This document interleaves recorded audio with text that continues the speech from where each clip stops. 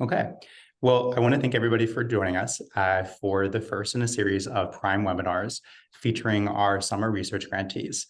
First this afternoon, we have Jennifer Gontram, who will be presenting her work on teacher labor markets and how they're affected by district leave benefits, with a special attention paid to how early career female teachers are affected by leave benefits and what the variation of leave benefits looks like across the state. I'm excited for this presentation today, and I hope that everyone who is viewing can learn something. We'll go ahead and I'll pass it over to Jennifer now, Jennifer, just for a quick introduction, is a third-year-old doctoral candidate here at SLU in Education, Equity, and Policy. We are happy to have her with PRiME, even just in a project basis through the Summer Grant Research Fellowship. And we look forward to seeing how this paper is received and the conversation that this paper can hopefully start. We're especially excited to see some of the data that Jennifer worked with in this piece. And I will go ahead and pass it over to you now, Jennifer, if you'd like to start sharing. Thank you so much, Duncan. Okay, let me try and share my screen here. Sure thing. Oops. Let me do this. Okay.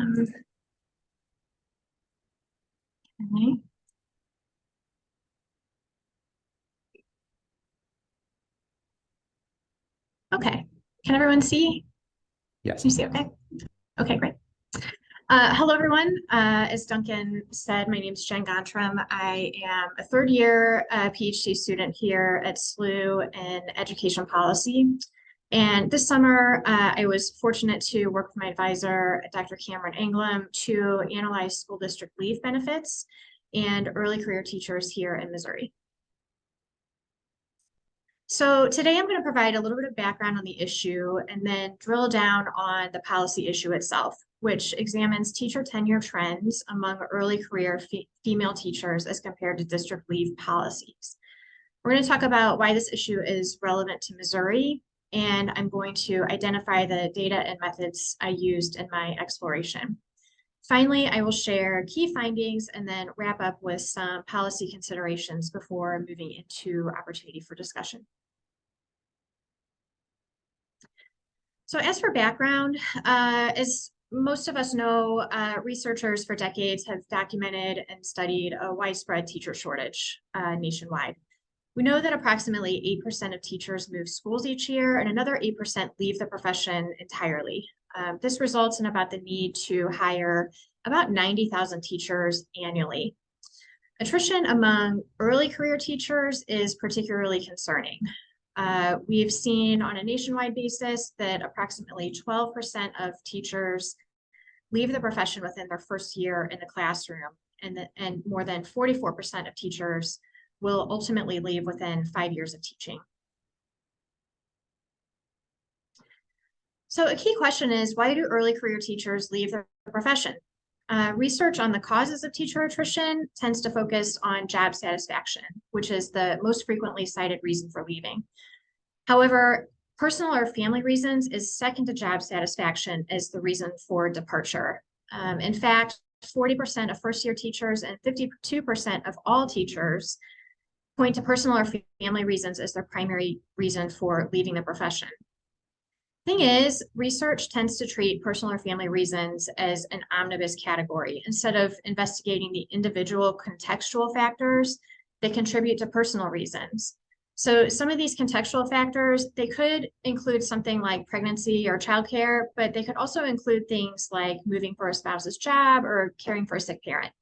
Ultimately, it's a little bit fuzzy what personal or family reasons actually mean.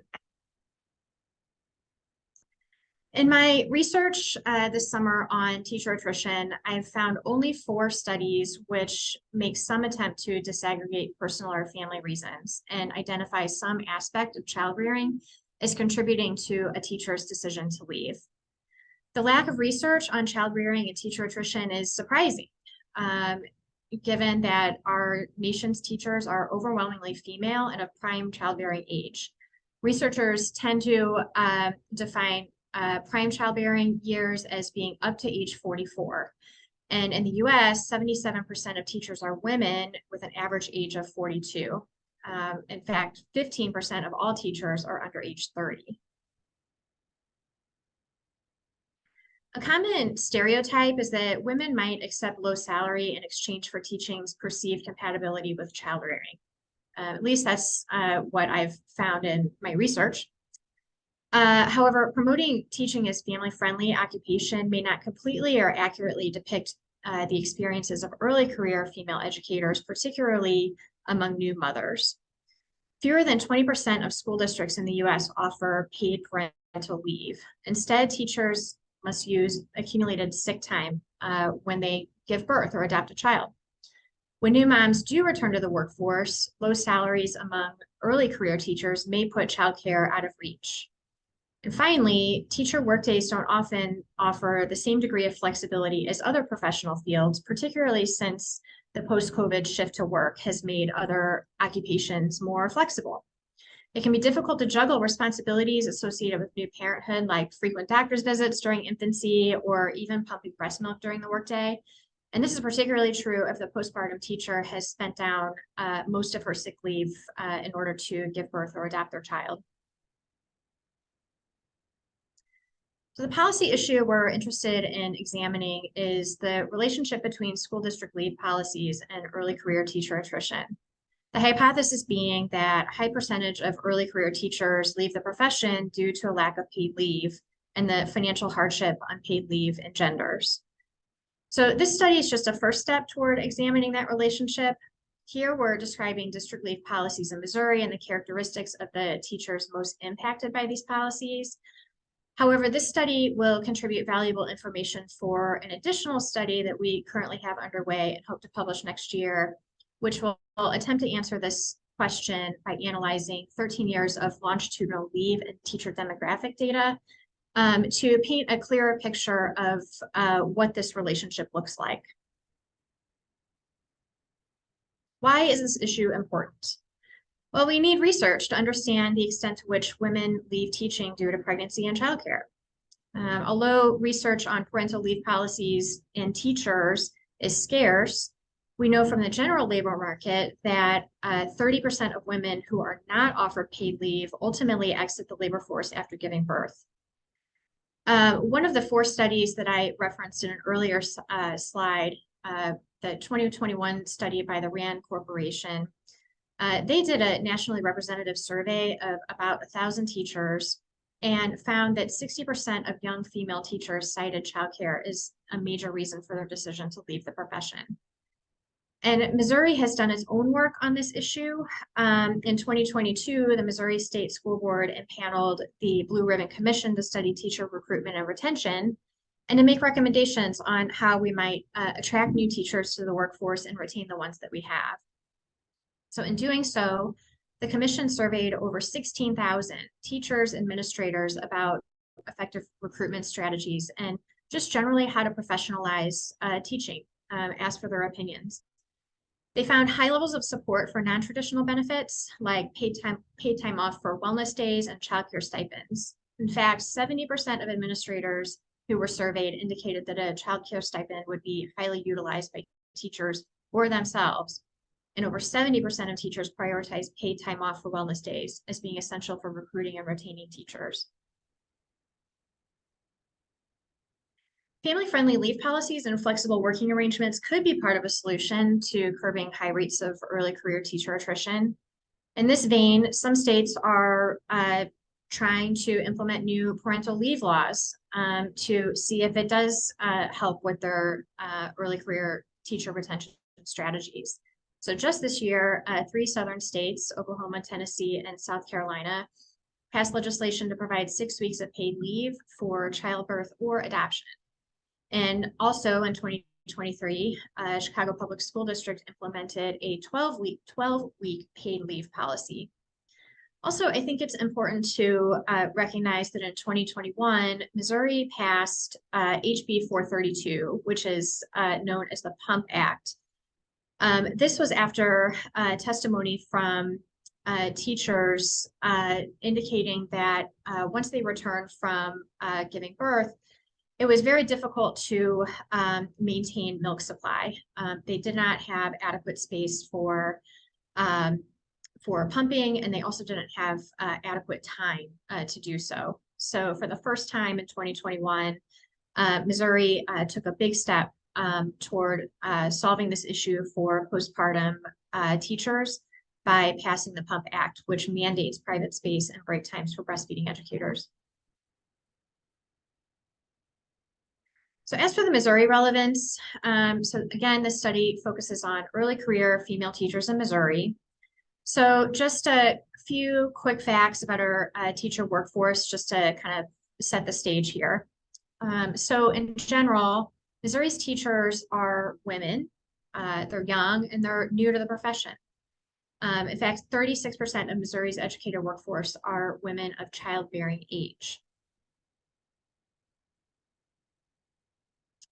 Missouri is also concerned about retaining its early career teachers who actually leave at higher rates than the national average. On average, 44% of Missouri teachers leave within the first 3 years and 54% leave within 5 years of teaching.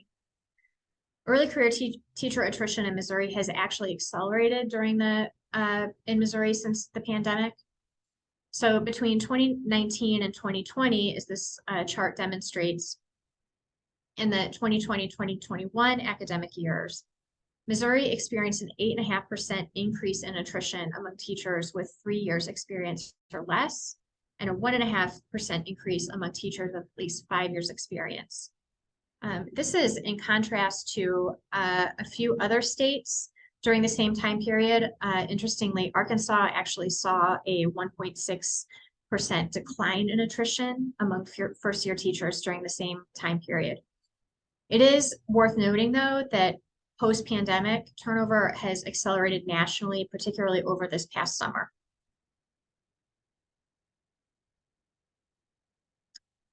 So for this study, I used demographically rich data set from DESE for the 2021-22 academic year, which includes all full-time teachers in public school districts. And we define full-time here as those teachers working at least 30 hours a week and making at least the minimum salary of $25,000. It references all 518 traditional public school districts operating in the state, and also gives data on the specific schools that these teachers work in. I also used a data set provided by the Missouri State Teachers Association, which is published on their website. This data set provides annual district level data on leave benefits. Those benefits include personal days, sick days, and then describe accumulation policies. So this means the ability for a teacher to roll over unused days into a subsequent year. And then using those data, I conducted a descriptive quantitative study identifying teacher characteristics by district and leave policies by district as well. So it's important to note that this brief can't describe causal relationships between teacher turnover and leave policies, but it does identify some trends, which we'll begin to discuss now.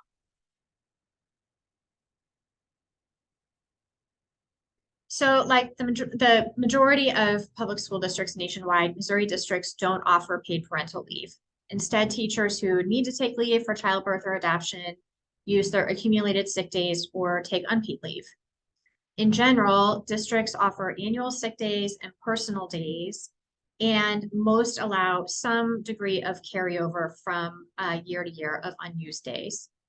But the generosity of leave benefits varies by district, and it varies by region and also other factors like teacher on duty days.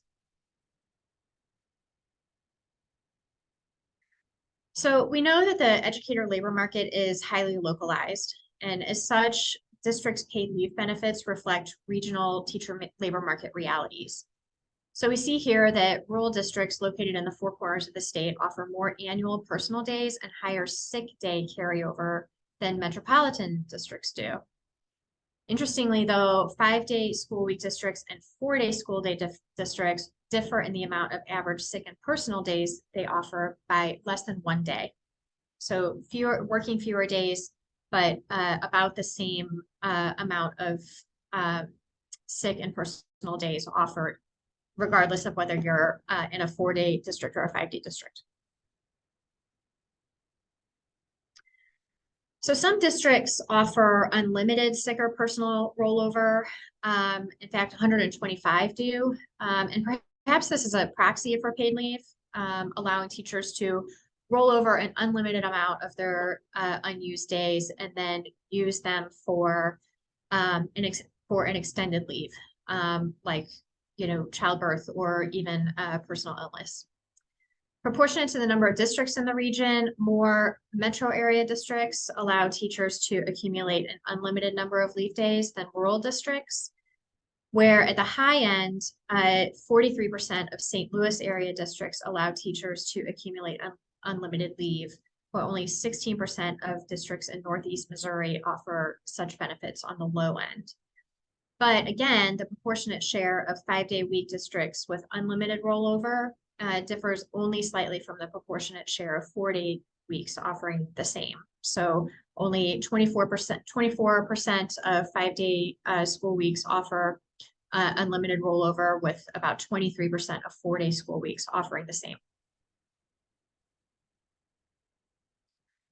We also see that teacher tenure differs by gender, region, teacher on duty days, and leave day benefits. And I just want to note that when I'm speaking of tenure going forward, I'm referring to the length of time a person spends on the job, and not tenured as in a job protection benefit that's often extended to folks in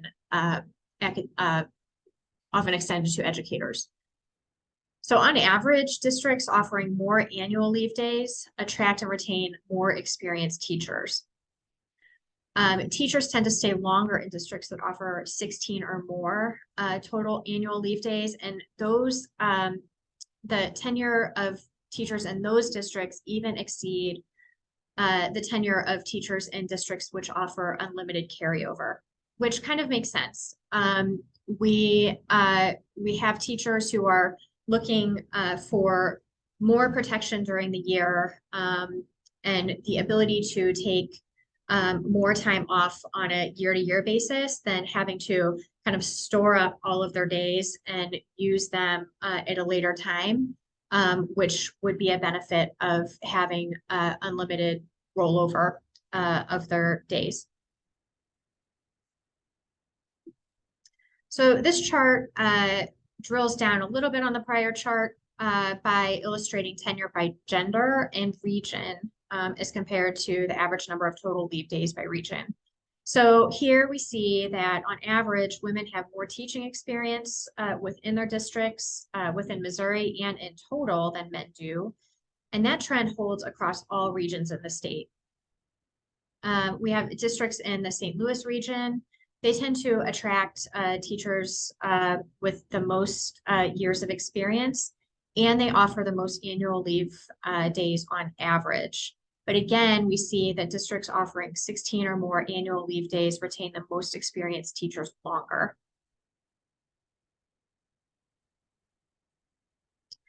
So here we're looking at tenure by gender and total number of teacher on duty days. So the thought being that since districts offering the most annual leave days attract the most experienced teachers, perhaps we'll see more experienced teachers in districts with fewer on duty days. Interestingly, that theory holds for male teachers, with the most experienced male teachers working in districts with fewer than 150 teacher on duty days. But the districts with 190 to 199 on duty days tend to attract the most experienced female teachers. We also see that teacher tenure is lower in 4-day school week districts than 5-day school day districts, which I suspect is reflective of the regional labor market conditions, which cause districts to adopt 4-day school weeks to begin with. So since 4-day school week participation has really picked up steam recently, there were 28 new districts adopting the model in 2019 to 2020. It's going to be interesting to see in the next couple of years if these tenure trends begin to change as those types of new policy initiatives really take hold. Perhaps the most impactful finding from the study, and the one I'd like to leave you with today, is this. So districts in Missouri offer on average just shy of 11 sick days a year. So for the average female teacher to take a full 12-week maternity leave as allowed by FMLA, she would need to bank all of her sick days for 6 years. So there are some implications of that. First, many employers require a certain probationary period of service before an employee can begin accumulating benefits. So if a district requires, for example, a teacher to be in service for a year prior to getting any sick days, and those districts do exist, it would be 7 years before a teacher could take a full paid leave. And this also assumes that she doesn't get sick during that time and doesn't need to use some of those days for personal illness or some other personal reason.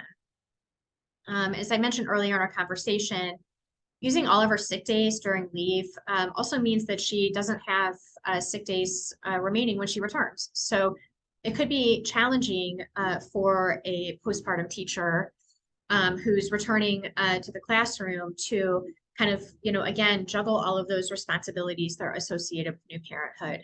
I know that when my children were infants, it felt like I was taking them to the doctor all the time. So if you don't have any sick days remaining, it could be very challenging for a teacher to figure out how to kind of orchestrate that childcare and figure out, how she may take her child to the doctor or another caregiver to do it for her. And then finally, since more than half of Missouri teachers leave within their first 5 years of teaching, it's important to keep in mind that those teachers would never have the opportunity to accumulate enough leave to take the recommended 12 weeks.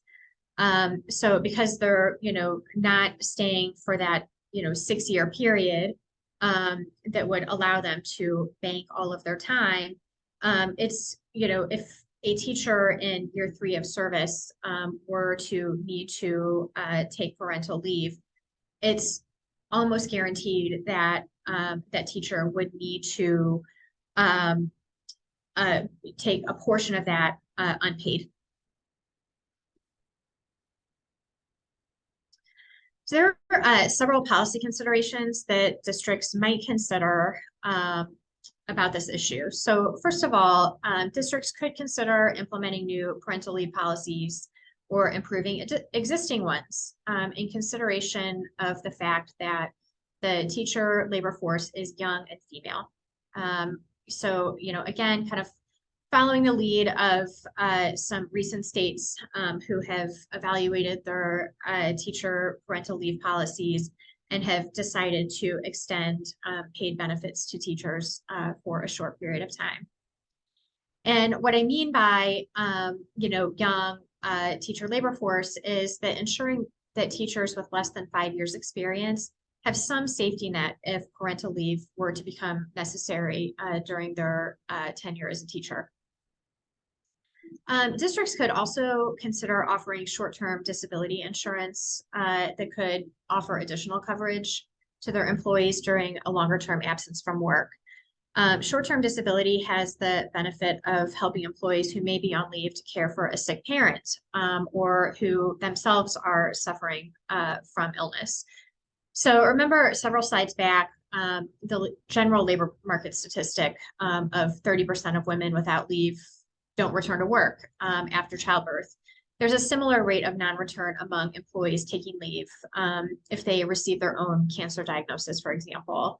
So something like short-term disability might have an extended benefit of, providing that added level of protection and incentive for a teacher to return back to the classroom after an absence. Finally, staffing models were a recommendation in the Blue Ribbon Commission report and would help new parents by ensuring classroom coverage when she needs to pump or she needs to run to a doctor's appointment. I realize there's a bit of circularity to this recommendation and that we're basically recommending that districts hire more staff to address an attrition concern, but perhaps something like having additional building subs available might make the return to work a little bit more manageable for postpartum teachers who are juggling new responsibilities that are associated with parenthood. Thank you so much for attending. That's all I have for today. Thank you so much, Jen, for that presentation. I know that I myself have just a handful of questions, if that's all right, and I would definitely want to open it up to the folks that are with us now to drop questions either in the chat or to post something in the Q&A. But first, just to kind of get us going, I did want to ask you about sort of the variation in leave benefits that you saw as you're working through the MSTA data. What does that range sort of look like? And were there any sort of anything that stood out to you, I guess, as you were looking at the different types of leave benefits there? Sure. So I would say that the range of leave benefits offered, where you really see kind of wide variation is in personal days. So we have some districts who, offer no personal days, some districts who offer, personal days and sick days are essentially equivalent. But personal days, which, I take to mean as days where you could take, a day or a couple of days off work, essentially for your own personal reasons without, needing to provide a doctor's note or some other type of, support for the reason that you're out of the classroom. Those days tend to be the most flexible, I think. So that's really where we see kind of a wide range. And we see the fewest districts offering the ability to accumulate personal days over years. The ways that different districts kind of treat the reporting of how many days they offer differs as well. So, we have some districts who, particularly the unlimited districts. So some of them will list, they offer 0 days, but they don't need to provide a reason. If they need to be out of the classroom, they can just, be out of the classroom. Those districts, I think there are like 1 or 2.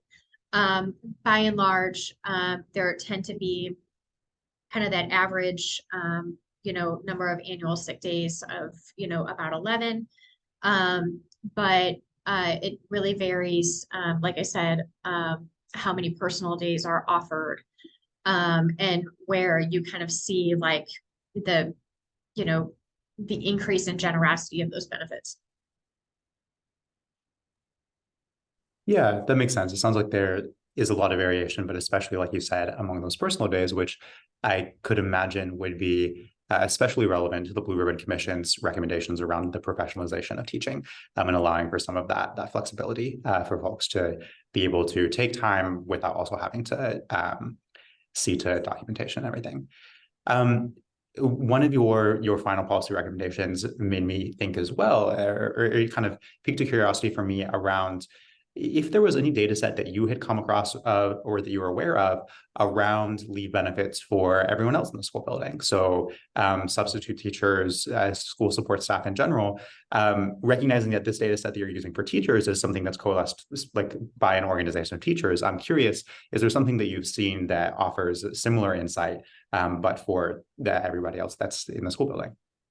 No, I have not. I've not seen, like I said, there's very limited research on this specific issue of leave policies for, K through 12 educators particularly. There's some research out there about leave benefits for higher education. That research tends to be a little bit more prolific than what I found for K through 12.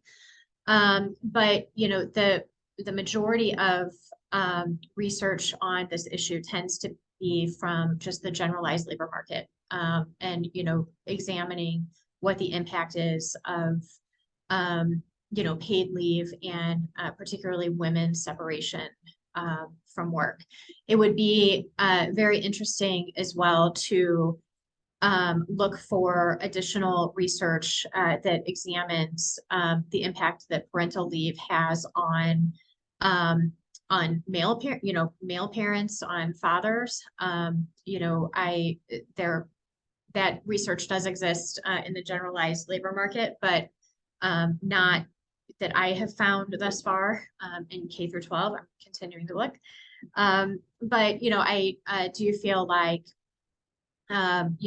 parental leave for for fathers as well is, a critically important issue. A lot of research, points to the benefits of fathers being present in those, first weeks of life, not only to, the child and the, father-child relationship, but also as critical, support for his partner. It would be very interesting to explore that avenue further too. Definitely, definitely. And especially hearing that, I'm glad that you're starting to build some research momentum for us in looking into how these leave benefits show up in the K through 12 space. And I look forward to seeing your future work too that you do on this issue and that you may have coming out. Now, barring any last minute hands raised in the chats, I'll go ahead and close this out. Thank you so much, everyone, for joining us today. I'm happy that we got to have this discussion and to share a little bit of this information. Of course, this information in brief form will be available on our website shortly, but this video will also be available on our website for folks that want to view later on.